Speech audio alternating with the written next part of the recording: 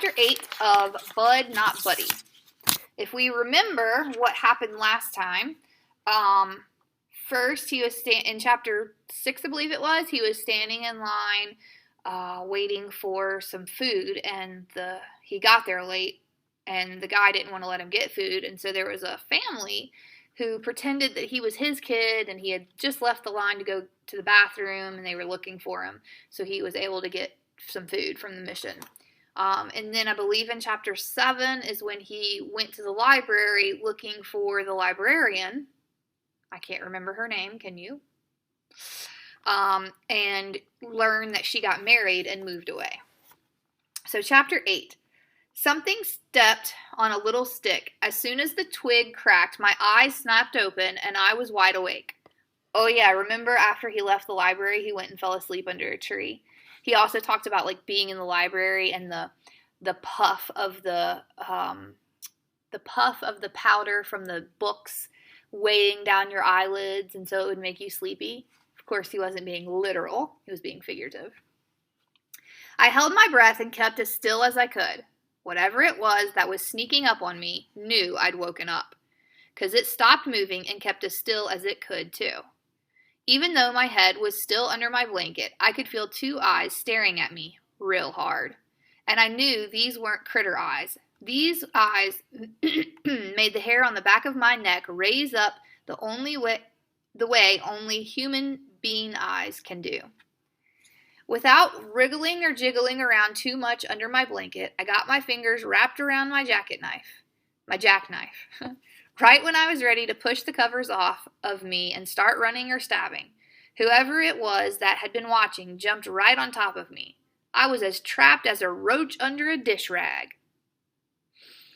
I tried to guess the exact spot that the person's heart was, then pulled my knife back. A voice said, "If you ain't a kid called Bud from the home, I'm really sorry about jumping on you like this." It was Bugs. When I tried to talk, it felt like I had to suck all the air out of Flint. I finally got breathing right and said, "Doggone it, Bugs, it is me. You nearly scared me to death." He got off of me and I threw the blanket over to the side. "You don't know how lucky you are. I was just about fixing to stab you in the heart."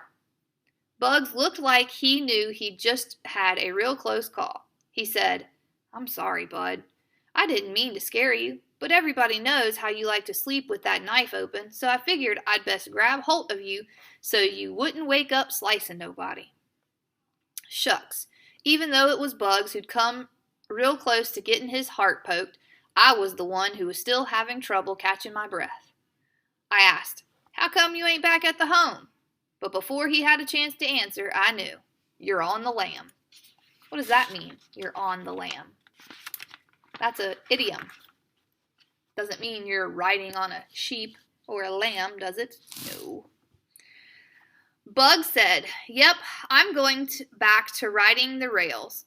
When I heard about you beating that kid up so bad that you had to take off, I figured it was time for me to get going too. I thought you might be hanging around the library, so I come down to see if you wanted to go with me." "Where you heading?"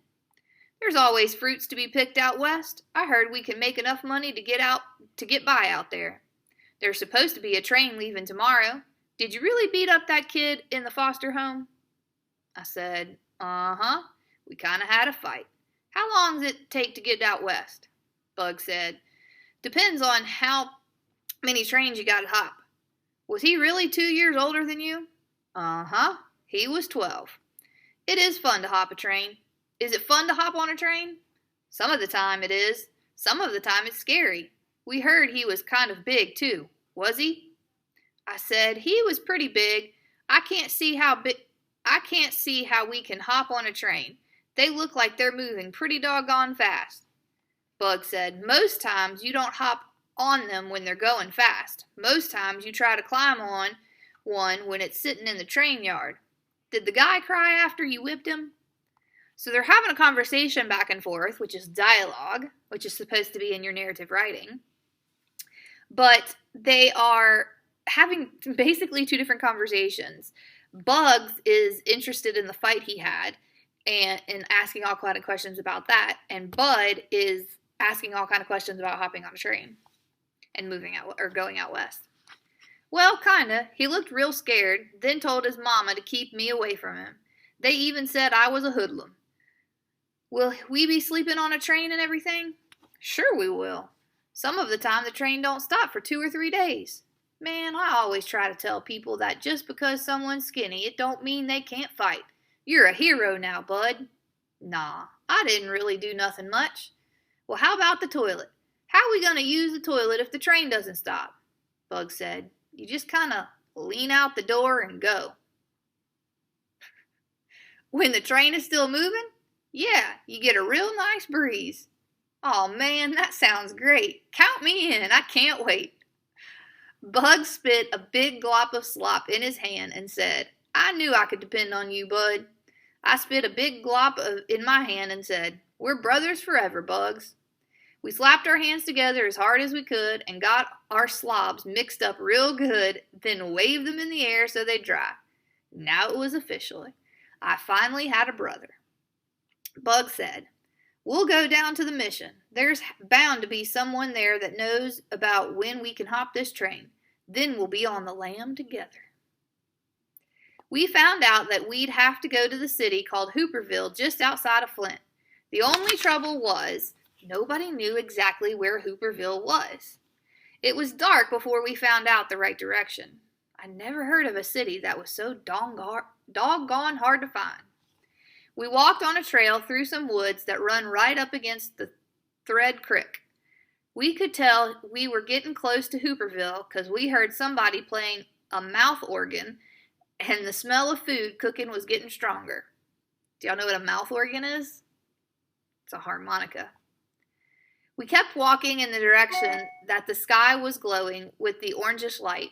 When we could hear the music real clear and folks talking to each other and the sound of sticks crackling in a fire, we started cutting through the trees. That way we could peek into Hooperville first. We looked out from behind a big tree and saw that a big wind, or even 2 or 3 big wolves, huffing and puffing real hard, could blow Hooperville into the next county. It was a bunch of huts and shacks thrown together out of pieces of boxes and wood and cloth. The Amos's shed would have looked like a real fancy house here. Right near our tree was the big fire that had been lighting up the sky. It looked like 100 people were sitting around it, watching things burn or waiting for the food cooking in the 3 big pots set up in the fire. There were 2 little fires burning in Hooperville. One had a pot that was big enough to boil a whole person in it. A man was stirring things in the pot with a big stick, and when he raised the stick up, he'd pull out some breeches or a shirt out and pass it over to a white man who was hanging clothes on a line to dry. There was a mountain of clothes on the ground next to him, waiting on their turn. The other fire in Hooperville was real small. It was off to the side by itself. There were 5 white people sitting at the fire, 2 kids, a man, and a woman holding a little wrapped-up baby. The baby sounded like all these new sick babies at the home. It was coughing like it had a half-dead little animal. Bugs whispered, "Shoot, this ain't no city. This is just another cardboard jungle." "A what?" "A cardboard jungle. Somewhere you can get off at the train and clean up and get something to eat without the cops chasing you out of town." I said, "Well, what are we going to do? We can't just go busting into a city and expect someone to feed us, can we?" Bug said, "One of us has to go to talk to them. Let's flip for it." "Okay." Bugs rumbled around in his pocket and found a penny. He rubbed it up against his breeches and said, "Heads I win, tails you lose." "Okay." He flipped the penny up into the air and caught it, then slapped it down on the back of his left hand. He peeked underneath his right hand to see, and a big smile cracked his face. "Shucks." Bug said, "Tails, you lose." "Dang. So what should I say?" "Ask them if this is Hooperville. See if they got any extra food." I moved out from behind our tree and walked over toward the biggest fire. I waited until some folks noticed me, then said, "Excuse me, is this here Hooperville?" The man who was playing the mouth organ stopped, and everyone else around the fire looked up at me. One of the white men said, What is it you're looking for? I said, A city called Hooverville, sir. They all laughed. The mouth organ man said, Nah, son. What you're looking for is Hooversville, with a V, like in President Herbert Hoover. I said, Oh, is that it, sir? The man said, This is one of them. I said, One of them? He answered, They're all over the country. This here is the Flint version, and all of them are called Hoovervilles. That's right, Mr. Hoover worked so hard at making sure every city has got one that it seems like it would be criminal to call them anything else. Someone said, That's the truth. I said, Well, how are we going to know if we're in the right one? The mouth organ man said, Are you hungry? Yes, sir. Are you tired? Yes, sir. Are you scared about what's going to happen tomorrow? I didn't want anyone to think I was a baby, so I said, Not exactly scared, sir. Maybe I'm a little bit nervous. The man smiled back and said, Well, son, any place where there are other folks in need of some things that you are in, any place where there are folks in need of the same things that you are is the right place to be. This is exactly the Hooverville you are looking for. I knew what that man was trying to say. This was the exact same kind of circle talking and cross talking that Mama used to do. Bugs hadn't had that kind of practice. He came from behind the tree and said, I don't get it. You said there were Hoovervilles all over the place. What if we was looking for Hooversville in Detroit or Chicago? How could this be the right one to be in? The man said, You boys from Flint? I said, Yes, sir. The man waved his mouth organ like a magic wand and pointed it all over the little cardboard city. Boys, he said, look around you. The city was bigger than I thought it was. The ragged little huts were in every direction you looked. And there were more people sitting around than I first thought too. Mostly it was men and big boys, but there were a couple of women every now and then, and a kid or two. There were all the colors you could think of, black, white, and brown, but the fire made everyone look like they were different shades of orange. There were dark orange folks sitting next to a medium orange folks sitting next to light orange folks. All these people, the mouth organ man said, are just like you. They're tired, hungry, and a little bit nervous about tomorrow. This here is the right place for y'all to be, 'cause we're all in the same boat, and you boys are nearer to home than you'll ever be. Someone said, Amen, brother. The mouth organ man said, It don't matter if you're looking for Chicago or Detroit or Orlando or Oklahoma City. I rode the rails to all of them. You might think or you might hear that things are better just down the line, but they're singing the same sad song all over the country. Believe me, son, being on the road is no good. If you two boys are from Flint, this is the right Hooversville for you. Someone said, Brother, why don't we feed these boys? That one looks like he ain't eaten in 2 or 3 months. Shucks, he didn't have to point or nothing. Everybody knew who he meant.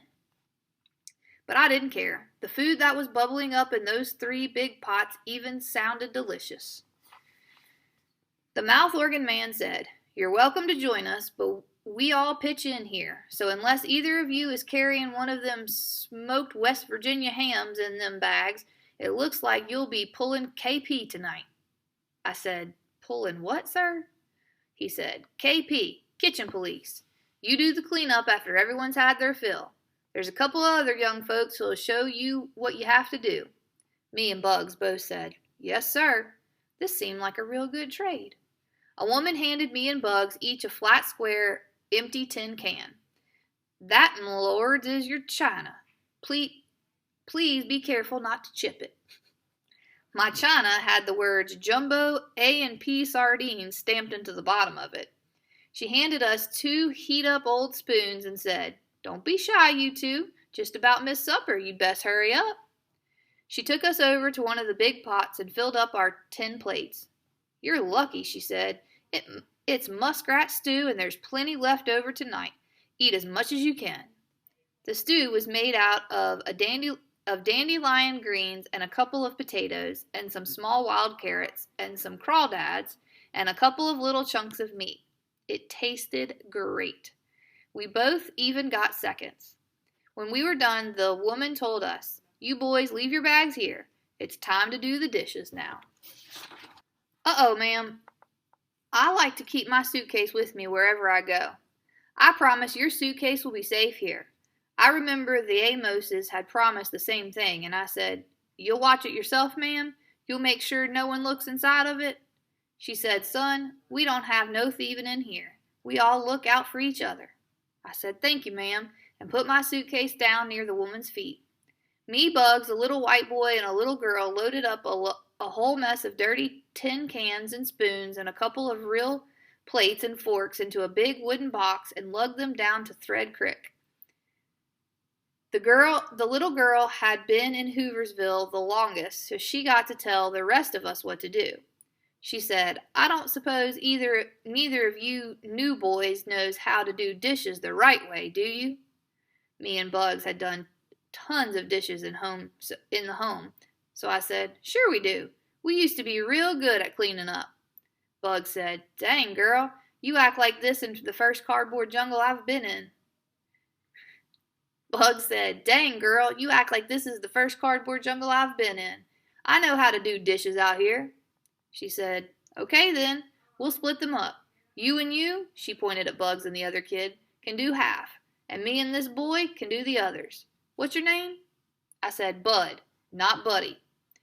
She said, "I'm Deza Malone."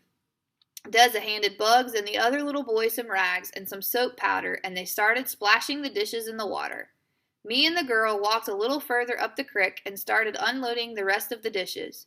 "You dry, I wash," she said. She handed me a rag, and just as soon as she splashed one of the tin cans in the water and gave it to me, I'd dry it and stick it in the wooden box. She said, "Where'd you say you were from?" "Flint, right here." "So, you and your friend come down here to get on the train tomorrow?" "Where's it going?" "Chicago," she said. "Is that west from here?" Uh-huh. "Then, yep, that's where we're heading," I said. "Where are you from?" "Lancaster, Pennsylvania." "You going to take the train tomorrow, too?" She said, my daddy is. Folks say there's work out west, so he's going to try again." "So you're going to wait here for him?" "Uh-huh." She was real fast at washing the dishes, but I noticed she got kind of slow and was touching my hand a lot when it came to giving them to me. She said, "Where's your mama and daddy?" "My mother died 4 years ago." "Sorry to hear that." "It's okay. She didn't suffer or nothing." "So where's your daddy?" "I think he lives in Grand Rapids. I never met him." "Sorry to hear that." "Shucks." She held right on to my hand when she said that. I squirmed my hand loose and said, "That's okay, too." Deza said, "No, it's not. You should quit pretending that it is." "Who said I'm pretending anything?" "I know you are. My daddy says families are the most important thing there is. That's why me and my mama are going to wait together for him to come back to write for us to come to him." I said, "My mother said the same thing, that families should be there for each other all the time. She always used to tell me that no matter where I went or what I did, that she'd be there for me, even if she wasn't somewhere that I could see her. She told me, 'Shucks, there are some folks who will have you running your mouth before you know what you're doing.' I quit talking and acted like I was having a real hard time drying the tin can she had just handed me." "What'd she tell you, Bud?" I looked at Deza Malone and figured I'd never see her again in my life, so I kept shooting off my mouth. "She would tell me every night before I went to sleep that no matter what happened, I could sleep knowing that there had never been a little boy, anywhere, anytime, who was loved more than she loved me. She told me that as long as I remembered that, I'd be okay." "And you knew it was the truth?" "Just as much as I know my name is BudNotBuddy," she said. "Don't you have no other kin here in Flint?" "No." "Do y'all know what kin is?" Family. "I guess I can't blame you for wanting to ride the rails. My mama says these poor kids on the road all alone are like dust in the wind. But I guess you're different, aren't you, Bud?" I guess you sort of carry your family around inside of you, huh? I guess I do, inside my suitcase, too. She said, so you've been staying in an orphanage since your mama died? What makes you say that? Well, you're kind of skinny, but I can tell by the way you talk and the way you act that you ain't been out on the road for very long. You still look young. I said, shucks. I'm not all that young. I'm going to be 11 on November 14th, and I'm not skinny. I'm wiry. Some folks think I'm a hero. So, hero, we're the same age, but you have been staying in an orphanage. I've been staying in a home. My daddy says being on the road ain't fit for a dog, much less a kid. How come you don't just go back to your orphanage? She started up touching my hand too much again. Desi Malone seemed like she was all right, so I came clean with her. Don't tell no one, but I lit out from a foster home, so I'm on the lam. And I wouldn't go back to the home even if I could. It's getting so there's too many kids in there. So, that's better than being cold and hungry all the time and dodging the railroad police. What do you mean? You don't think they're just let people jump on the trains, do you? Well, I guess I hadn't thought about it. See, I knew you were too nice to have been out on the road. You're going to have a bad surprise tomorrow morning. That won't bother me too much. She said, oh yeah, I forget, you're a hero to some folks. When Desi smiled a little dimple jumped up in her brown cheek. I didn't answer. I just kept drying tin cans. We got to the last 4 or 5 tin can plates, and Desi said, you ever kiss a girl at the orphanage? Uh-oh. Are you kidding? No. Why? You afraid of girls? You must be kidding. She said, okay, and closed her eyes and mooshed her lips and leaned close to me. Dangy! If I didn't kiss her, she'd think I was scared of girls. If I did kiss her, she might blab or bugs might see me and tell strangers about what happened. I looked down the creek to see where Bugs and the other boy were still splashing in the water. It was dark enough that I didn't think they could see us too good. I scooched up my lips and mashed my face on Desi Malone's. We stuck like that for a hot second, but it felt like a long time. When I opened my eyes and pulled back, Desi kept hers closed and smiled. She looked down and stuck her hand in mine again, and this time I let her keep it there. She looked out at the creek and the woods on the other side and said, isn't this romantic? I looked out to see what she was talking about. The only thing I could see was the moon like a big egg yolk way up in the sky. You could hear the water and the sound of the mouth organ man playing a sad song back in Hooverville. I sneaked another peek at Desi's dimple. She said, you hear that? That's Shanado. He's playing. Isn't it pretty? I guess so. Do you know the words? I went back to the big fire to sit. Listen. It's been 7 long years since that last I've seen her. Way hey, you rolling river. Been 7 long years since last I've seen her. Way hey, I'm bound away across the wide Missouri. I said, yep, that's a sad song. I didn't think it was pretty at all. She squeezed my hand and said, isn't it? It's about an Indian man and woman who can't see each other for 7 years. But in all that time, they still stay in love, so no matter what happens. It reminds me of my mother and father. Your dad's been gone for 7 years before? She looked out over the creek like the big, eggy moon had her hypnotized. I pulled my hand from hers and said, well, that's just about it for the dishes. She smiled again. Bud, I'll never forget this night. I didn't tell her, but I probably wouldn't forget it either. I'd practiced on the back of my hand before, but this was the first time I'd ever busted slob with a real live girl. We loaded all the dishes in a box and walked down to Bugs and the other kid. We put their dishes on top of ours and headed back. And we will stop there for today. Make sure that you find a spot on your book log to respond to.